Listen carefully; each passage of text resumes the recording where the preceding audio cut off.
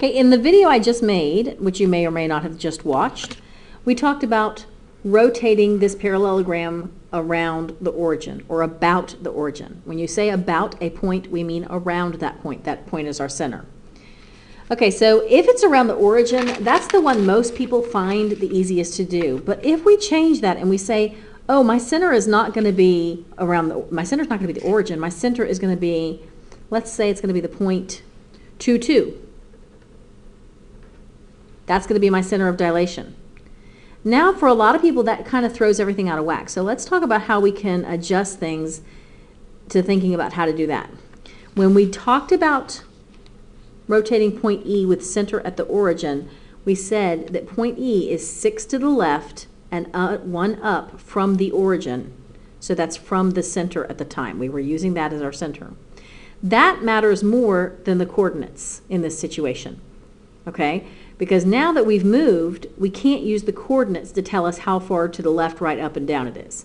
When our center is at 0, 0, these numbers here match these numbers here, because coordinates for a point are basically just directions on how to get there from 0, 0. But now we're interested in knowing, how do I get to E from C, not from 0, 0? So I'm going to go ahead and start fresh. It'd be nice if I started fresh and somewhat level. So let's see if I can do that.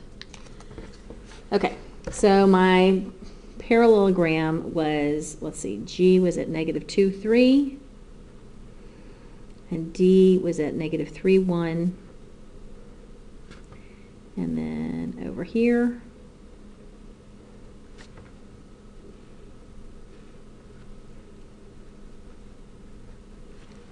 there we go.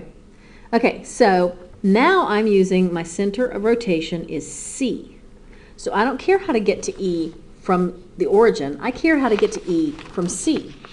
So from C, I have to go 1, 2, 3, 4, 5, 6, 7, 8 to the left and down 1. So you know what? Just because I don't want to go off my screen here, so to speak, I think what I'm going to do is I'm going to use D instead. Just because D is closer to point C. That's the only reason. I could definitely do it with point E, but like if I do 180 from point E, it's going to be way over here off the screen. So I'm going to go ahead and use D because it's a little closer to C. I could use G too, couldn't I? Let's go with D though. D is 1, 2, 3, 4, 5 to the left and 1 down from my center. In other words, I don't care that it's at -3, 1. I don't care about that because that's telling me how to get there from 0, 0. And we're not using 0, 0 as my center of rotation. I care about where is it with respect to C. It's 5 left and 1 down. Okay? So I'm going to figure out how to rotate it based on that. So let's say I want to do it. Let's go 90 degrees counterclockwise. All right? So I need to think about what's 90 degrees counterclockwise from left. Here's left. 90 degrees counterclockwise means down. So here's left. 90 degrees counterclockwise means down. So this is going to turn into down. And down, if I try to go 90 degrees counterclockwise from down, that becomes right. Okay, so this is going to be right. So I want to go 5 down and 1 right without tearing up my pagers.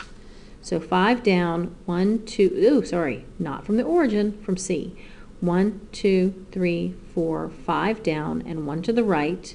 And that's where D is after I rotate it 90 degrees counterclockwise about point C. Okay, now let's look at that with our little transparency and see if we can look at that sort of L shape that is the two components of my movement from C to D. In other words, this is breaking down this motion going from C to D into a horizontal component and a vertical component. And that's what we mean when we talk about components.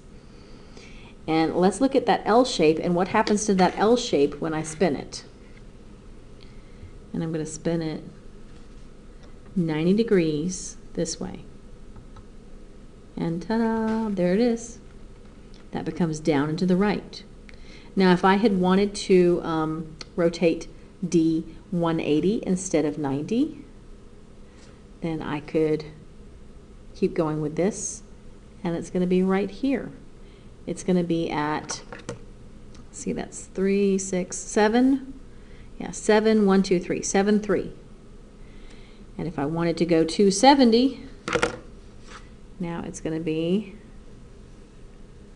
right here at 1, say 1, 7, I think. So that's where D would be if I'd gone 270. So again, we can use sort of the up, down, left, right. These are the two sort of, both of them are really visual ways of doing it. Neither of them is particularly algorithmic. They're both about direction. And that's on purpose. I'm deliberately having you look at it that way for right now, but we're also going to talk about how we could be a little bit more algorithmic with it, a little bit more numerically oriented later. But I really want you to do what you can to try and figure out how, find ways in which to see the movement. See if you can picture where things are going to go. See if you can see what's going to happen to this L shape if I rotate it 90 or 180. Because being able to picture those things is basically brain expanding, okay? You're trying to use your brain in a different way that it doesn't always use. I mean, it's not always used. And it's a good way to try to use your brain. Visual thinking is a great thing to do to your brain because we use it a lot when we drive. So anything that you can do to enhance your visual thinking and your ability to picture things and where things would go spatially is not going to hurt you in the future. It's going to be a great thing. Now, some people are better at it than other people, so don't get too stressed if it's hard for you. Just keep trying, and you're getting better at it without realizing you are.